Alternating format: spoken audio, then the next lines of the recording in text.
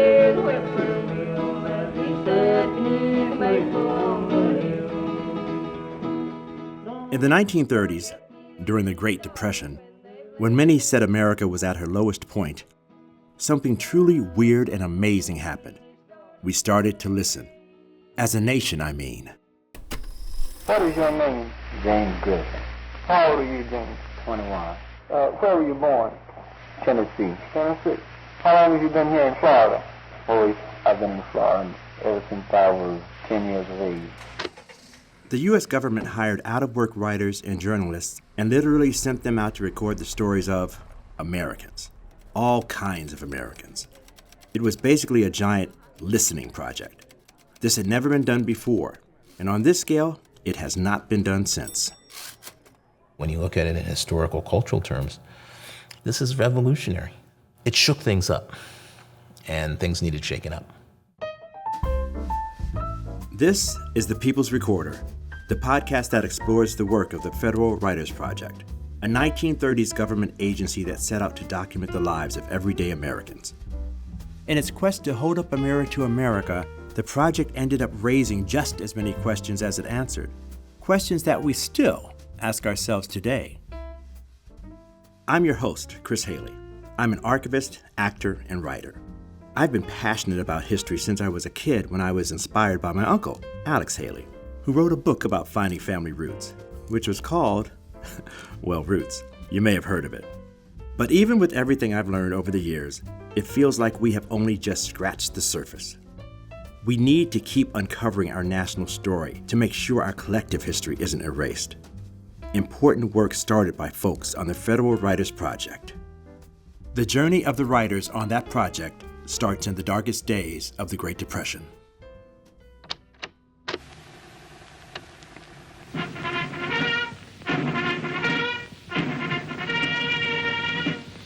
A host of unemployed citizens face the grim problem of existence, and an equally great number toil with little return.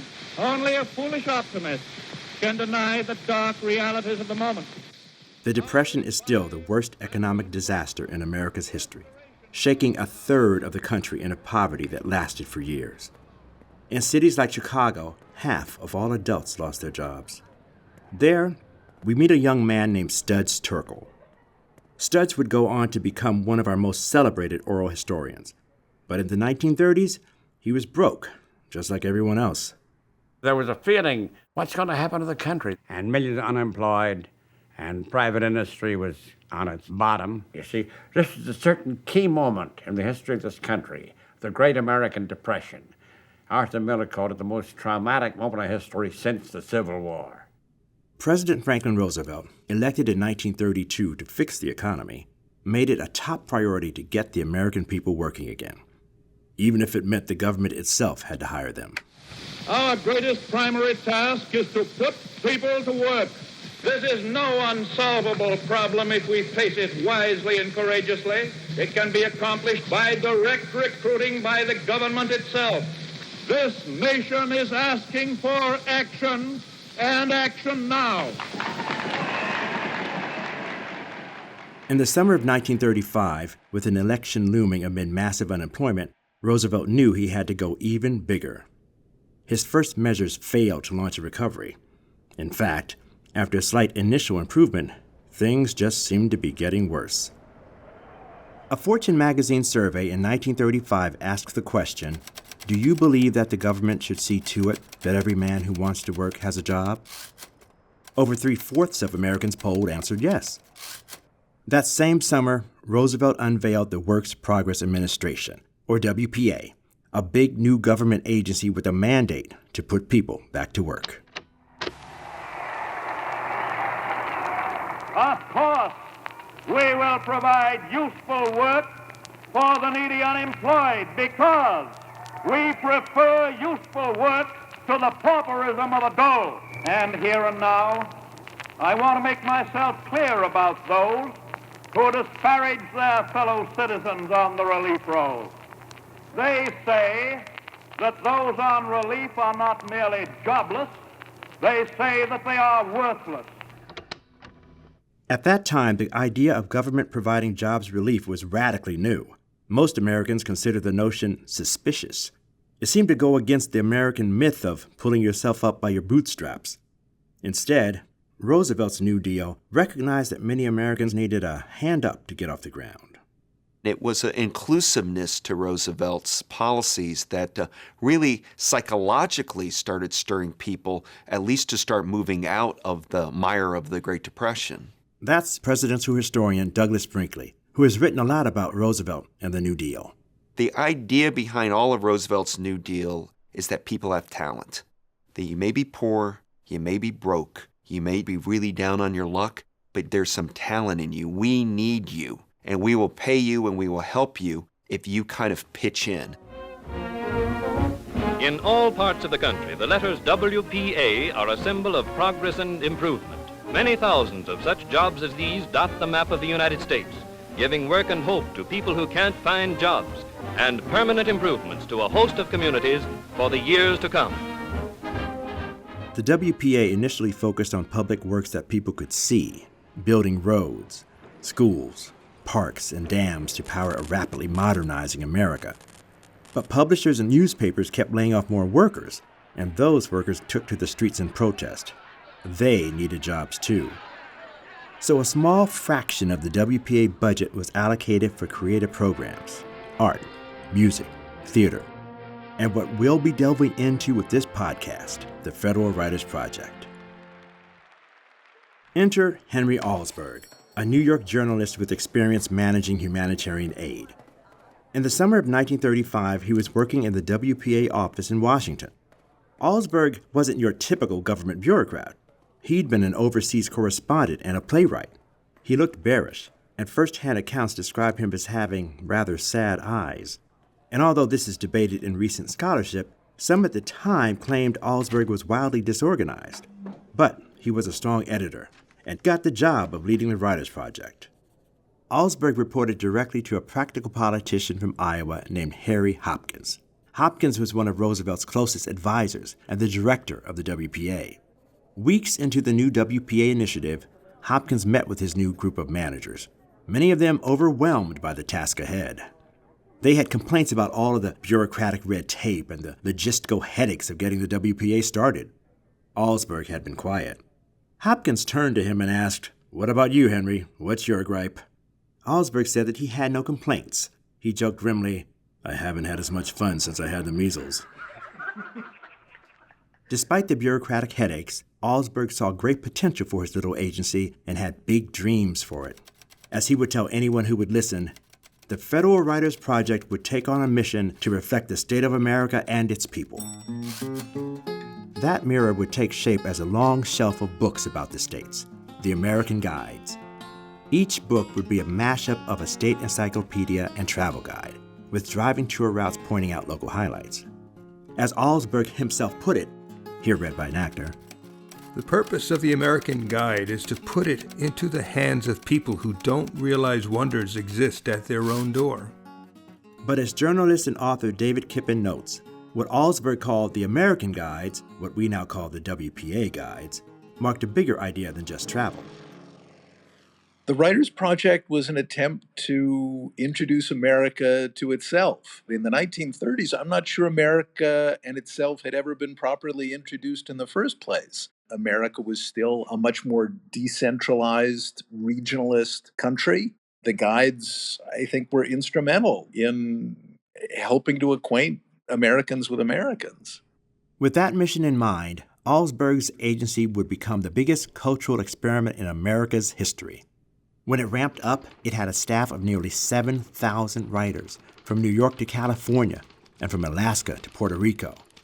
Its budget was less than 1% of the total WPA budget, but the Writers' Project produced more than 60 state and city guides, plus hundreds of other books. The Pulitzer Prize-winning poet W.H. Auden would later call it the most noble and absurd undertaking any government had ever attempted. Nothing's impossible, I have found. For when my chin is on the ground, I pick myself up, dust myself off, start all over again. Alsberg's vision of motivating people to produce a lively national portrait clashed with the dreary reality of government bureaucracy. Applicants had to prove they needed the job. You had to certify you were destitute. Basically, you had to prove you were failing in the American dream. Presidential historian Douglas Brinkley. This wasn't like glamorous to say, hey, I'm working for the Federal Writers Project. It basically meant you were broke and failing as a writer. The federal government was just giving them some money. It was just a notch up from being unemployed, and it was hurting their sense of pride. It was embarrassing. Dina Epstein in Chicago recalled how her mother, Hilda Polacek, got a job with the project. Her mother told her how humiliating that application process was. The process of being certified, she found very painful. And she said you sat on a bench in a dirty room for hours waiting to be interviewed and given forms to fill out. And then when you had satisfied the interviewer that you really were a pauper, you could be appointed to the Writers' Project. She felt that the certification procedure was very demeaning and that the people who were working on the project deserved better than that. So thousands of laid-off journalists and writers took this work mainly to survive their own financial crisis. But many embraced the assignment to gather a detailed picture of the American experience. They would accomplish that by going out and interviewing all kinds of Americans, including people from backgrounds that had long been overlooked or deliberately ignored. The agency recorded them in migrant camps, reservations, schoolyards, prisons, wherever people would talk with them. To folklorists and others, these cultures needed to be documented before they went extinct. These interviews dig into questions of representation, authenticity, and the gaps then and now. For me, that hits close to home. One of the most treasured items in my personal collection is a photograph I have of some of my ancestors, a picture of 4 children. I think one is my great-grandmother. I think that one is her sister, my great-aunt. But it breaks my heart that I don't know who they are, and I may never know. When memories or family stories are lost like that, I feel a queasiness in my stomach.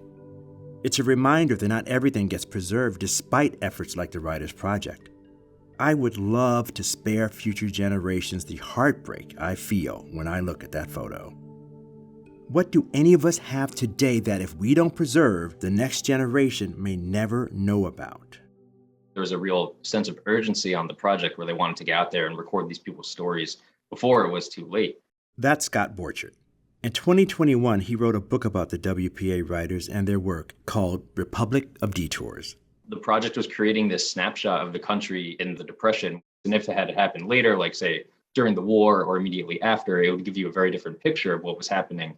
When I started looking into the project, I was immediately entranced by the depth of the history and the kinds of people who were involved with it.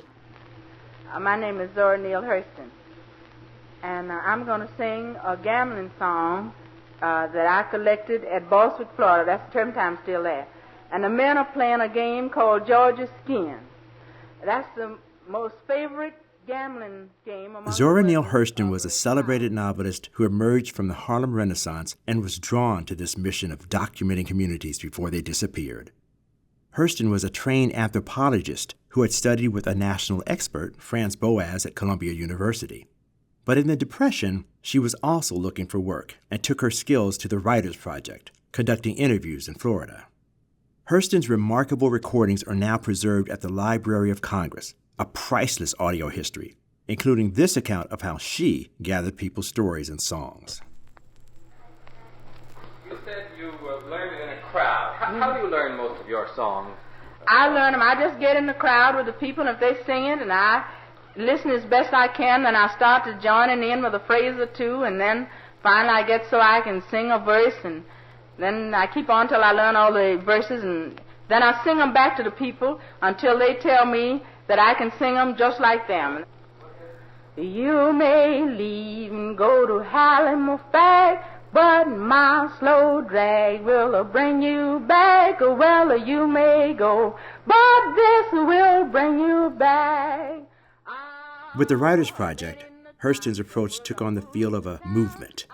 It certainly imprinted on Studs Terkel, that young man in Chicago. After landing a job with the Writers' Project, Studs felt the importance of documenting people's stories. What's called oral history, interviewing people who were not heard from ordinarily, their thoughts and feelings. Zora Neale Hurston in Florida, part of the Florida Writers Project, interviewing ex-slaves who remembered what it was, who spoke of a past, you see.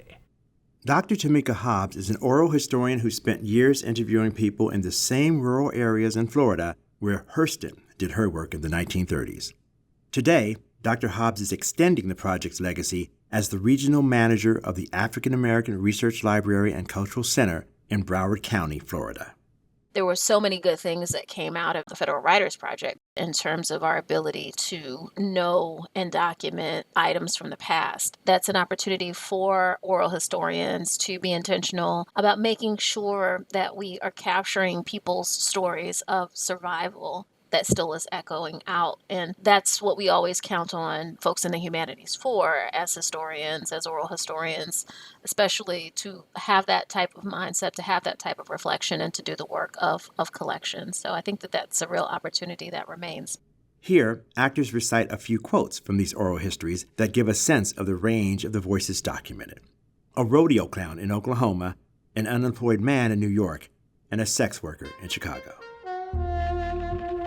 I've walked this corner summer and winter, sick and well, blind, drunk, and stone sober. When you live like I done, people give you a line all the time, all day long.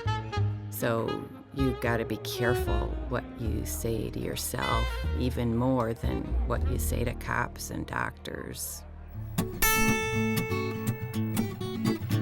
The idea of a rodeo clown isn't only to make folks laugh, but to get the attention of the steer after the rider has been thrown. The first steer I ever rode was in Texas. I was a yard clerk for the railroad. I was sitting watching the steer riding when the others egged me on. A steer knows how to use his horns. It's the God's truth. A steer can scrape the ground so close, he can scratch up a cigarette paper. I'm among the world of missing men. I'm so insignificant that they sent out a radio call for me 100 years. Nobody could find me. Economically, I'm collapsed. I could write my whole will on a postage stamp. I ain't got enough real estate to put in a flower pot. Tell me then, why should I sing My Country 'Tis of Thee? Reports such as these were pouring into project offices across the country. To give a sense of the scale, by 1937, these interviewers and researchers had collected thousands of written and audio disc recordings with everyday Americans. Among those discs are some of the most iconic folk life recordings ever made by the father-son folklorist team of John and Alan Lomax. Their recordings reached into hidden spaces of America. This recording, for example, revealed the voices of black men detained at a prison farm in Mississippi.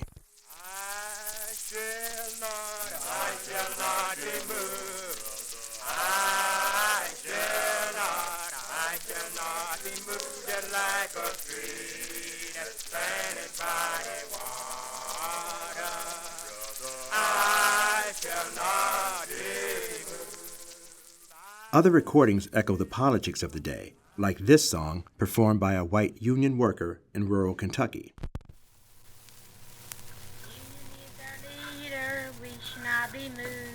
Union is our leader, we should not be moved just like the trees that's planted by the water. We shall not be moved, black and white together. One thing that comes up when you look at all the thousands of oral histories from people across the country is that we have a history that we share. But you also hear the divisions. Just like today, America in the 1930s was polarized and the divides were widening. Americans were losing patience with the Depression. Voters were losing patience with the government. And the 1938 midterm elections would see FDR's Democrats lose seats in Congress. America was split right down the middle. More ominously, the label un-American was getting tossed around by people on both sides. With the WPA writers trying to hold a mirror up to America, the question of what that mirror would show was bound to stir controversy. The ICE committee begins an inquiry into alleged plots threatening America's safety. this investigation must go on, and our slogan must be, no quarter to the enemies of our country. The tactics of communists, Nazis, and fascists are now endangering this country. America must wake up to its danger. Which side are you on? Which side are you on? The Writers' Project was forcing questions of what history gets told and who gets to tell it. A debate that still rages in our classrooms and public forums today.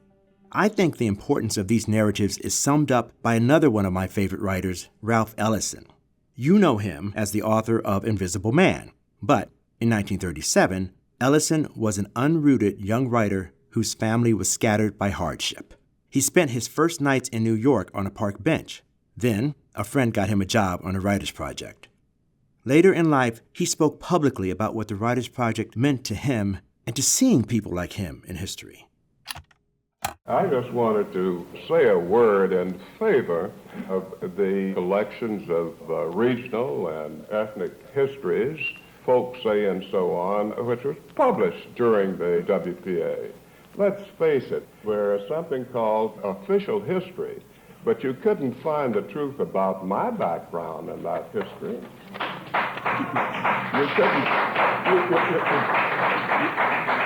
You could not find the truth about other ethnic groups. You didn't even have the truth about white Southern history.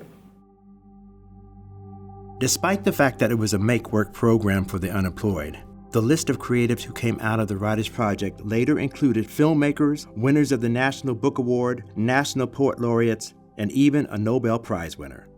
Many more would go on to become reporters, civil servants, and local historians. The project changed how we as a country looked at history itself, how we see our communities, but it was also deeply personal. Here's how novelist David Bradley sums it up. When a local person picks up a book, I don't care if it's only 2 paragraphs in 400 pages, and sees themselves represented in print, I think it has a profound effect on their beliefs and the way they see themselves in the world. Studs Terkel. What state are you originally from? Pick up a copy of the state guide. Just look through that guide, and you'll find the answer. It was a glowing point, but also what it meant to the people, at least to this person, what it meant to me. The Writers' Project changed everything for me, I think. All from an unorthodox agency assembled on the fly during a national emergency. The Writers' Project lasted for less than a decade, but in the thick of another national emergency, a global pandemic, people's interest in that 1930s experiment spiked once again. Could the Writers' Project offer a key to capturing important history now and preserve voices that hold truths that we cannot afford to forget? It also makes me wonder, whose voices are still being left out of our shared narrative? Here's writer and professor David Kippen. I think a new federal Writers' Project could potentially get people talking to each other again, listening to each other again, reading again, writing again. Next time on The People's Recorder, we head to Virginia, where researchers went behind the lines of Jim Crow America to gather the first full picture of African American history, with testimony from the last survivors of slavery. What the Writers' Project uncovered about freedom and inequality still applies today as we continue to grapple with the legacy of slavery. This episode of The People's Recorder was brought to you with support from the National Endowment for the Humanities. It was produced by Spark Media and uses original audio from the Library of Congress and the National Archives. You can follow us on social media at People's Recorder. This is Chris Haley. Thanks for listening.